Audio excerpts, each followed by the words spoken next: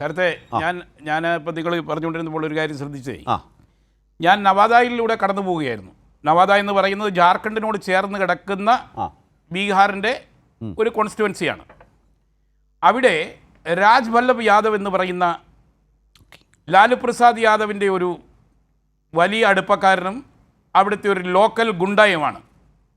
അത്തരക്കാരുമായിട്ടുള്ള ബന്ധം കൂടുതൽ. ഈ രാജ് വല്ലഭ് യാദവ് ഒരു കാലഘട്ടത്തിൽ ആ മേഖലയിൽ ടെററായിരുന്നു ലാലു യാദവിൻ്റെ ഭരണകാലത്ത്. അദ്ദേഹം മത്സരിക്കുന്ന അദ്ദേഹം ജയിലിൽ കൺവിക്റ്റഡായി, ജയിലിൽ പോയി. അദ്ദേഹത്തിൻ്റെ ഭാര്യ മത്സരിച്ചു. അങ്ങനെ തുടർച്ചയായി നവാദയിൽ അദ്ദേഹത്തിൻ്റെ ഒരു തേരോട്ടം തന്നെയാണ് നടക്കുന്നത്. ഇങ്ങനെ ഒരു കോൺസ്റ്റിറ്റ്യുവൻസിയിൽ ഞങ്ങൾ യാത്ര ചെയ്യുമ്പോൾ ഒരു സ്കൂളിനോട് ചേർന്ന് സ്ത്രീകളുടെ ഒരു വലിയ കൂട്ടമുണ്ട്. അപ്പോൾ നമ്മൾ അവിടെ ചെല്ലുന്നു.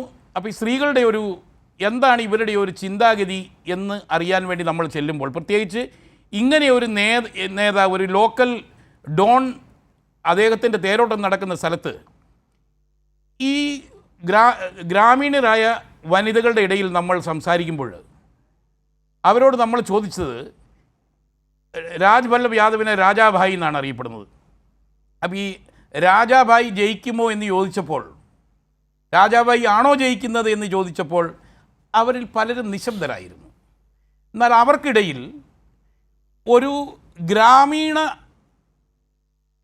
വനിത എന്ന് മാത്രം നമുക്ക് തോന്നിക്കുന്ന ഒരു മലയാളി ലേഡി, അവരൊരു കന്യാസ്ത്രീയാണ്, അവർക്കിടയിൽ പ്രവർത്തിക്കുന്ന, അതായത് അവിടുത്തെ ദളിതർക്കിടയിൽ പ്രവർത്തിക്കുന്ന ഒരു മലയാളിയായ തൊടുപുഴയിൽ നിന്നുള്ള ഒരു സിസ്റ്റർ, ഒരു നൺ, അവരോട് നമ്മൾ സംസാരിക്കുമ്പോൾ അവർ നമുക്ക് നൽകുന്ന അവിടുത്തെ വനിതകൾ നൽകുന്ന ഒരു പ്രസ്താവനയുണ്ട്, അല്ലെങ്കിൽ അവരുടെ ഒരു പ്രതികരണമുണ്ട്. എന്താണെന്നറിയാമോ?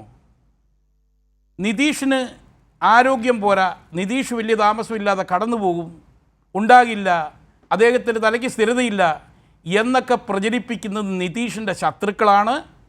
ഞങ്ങൾക്ക് നിതീഷ് എങ്ങനെയാണെങ്കിലും ഞങ്ങൾക്ക് നിതീഷ് മതി, ഞങ്ങൾ നിതീഷിന് മാത്രമേ വോട്ട് ചെയ്യുകയുള്ളൂ. അപ്പോൾ ഈ 10,000 രൂപ വെച്ച് ജീവിക സ്കീമിൽ അവർക്ക് ലഭിച്ചോ എന്ന് ചോദിച്ചപ്പോൾ അവിടെ നിൽക്കുന്ന ഓരോരുത്തർക്കും ആ പണം ലഭിച്ചു എന്ന് ഉറപ്പാക്കിയിട്ടുണ്ട് എന്നാണ് ഈ സിസ്റ്റർ പറയുന്നത്.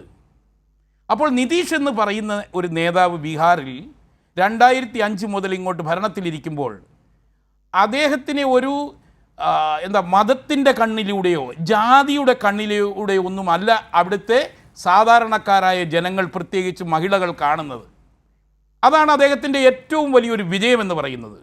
പിന്നെ ജീവികയിലൂടെ 10,000 രൂപ അദ്ദേഹം സ്ത്രീകളിലേക്ക് എത്തിക്കുമ്പോൾ സ്ത്രീകൾക്ക് ഏറ്റവും കൂടുതൽ ജീവിക്കാനുള്ള സാഹചര്യം ഉണ്ടാക്കി കൊടുത്തു എന്ന് അവർ അവകാശപ്പെടുന്നത് ഇതുകൊണ്ട് മാത്രമല്ല, മദ്യനിരോധനം നടത്തി എന്നത് അവരുടെ വലിയൊരു വിജയമായിട്ടാണ് അവർ കാണുന്നത്.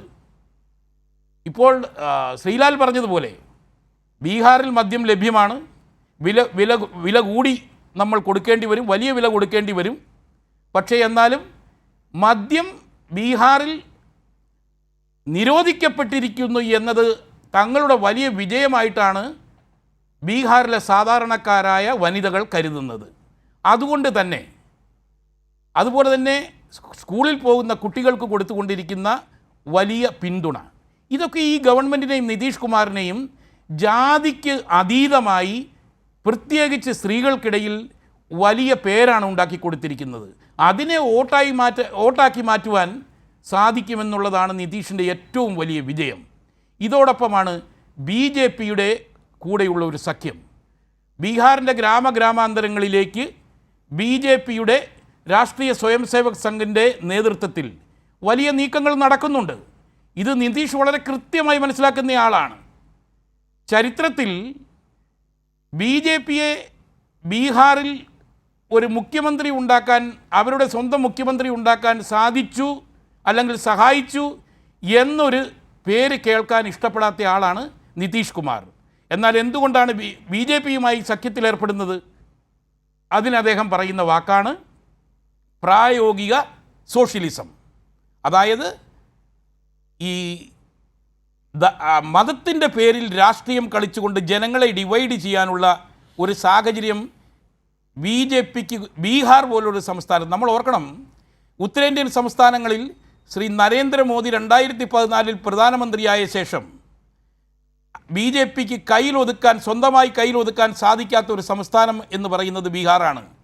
രാഷ്ട്രീയപരമായി വോളട്ടൈലായി നിൽക്കുന്ന ഒരു സംസ്ഥാനം, എപ്പോൾ വേണമെങ്കിലും ബി ജെ പിക്ക് സ്വന്തമായി കൈപ്പിടിയിൽ ഒതുക്കാൻ സാധിക്കുന്ന ഒരു സംസ്ഥാനമെന്ന് അവർ കരുതുന്ന, പക്ഷേ അവർക്ക് സാധിക്കാത്ത ഒരു സംസ്ഥാനമുണ്ടെങ്കിൽ അത് ബീഹാറാണ്. അതിനൊരു കാരണമുണ്ടെങ്കിൽ ബി ജെ പിയുടെ മുന്നിൽ ഒരു വലിയ മല പോലെ നിതീഷ് കുമാറും അദ്ദേഹത്തിന് ബീഹാറിലെ ഗ്രാമങ്ങളിൽ നിന്ന് ലഭിച്ചുകൊണ്ടിരിക്കുന്ന ഒരു വലിയ പിന്തുണയുമുണ്ട്. ഈ ഒരു കാരണമാണ് നിതീഷ് കുമാറിനെ എല്ലാവർക്കും സ്വീകാര്യനാക്കുന്നത്. അത് ബി ജെ പിക്കാണെങ്കിലും ഇപ്പോൾ ലാലു പ്രസാദ് യാദവിൻ്റെ പാർട്ടിയോടൊപ്പം നിൽക്കുന്നവർക്കാണെങ്കിലും നിതീഷ് കുമാർ എന്ന് പറയുന്ന നേതാവിനെ സ്വീകാര്യനാക്കുന്ന, എക്രോസ് ദ ബോർഡ് സ്വീകാര്യനാക്കുന്ന ഒരു കാര്യമെന്ന് പറയുന്നത് നിതീഷ് കുമാർ ഇപ്പോൾ പുതിയതായി നിർവചിക്കുന്ന ഒരു സോഷ്യലിസം ഉണ്ടല്ലോ, പ്രായോഗിക സോഷ്യലിസം.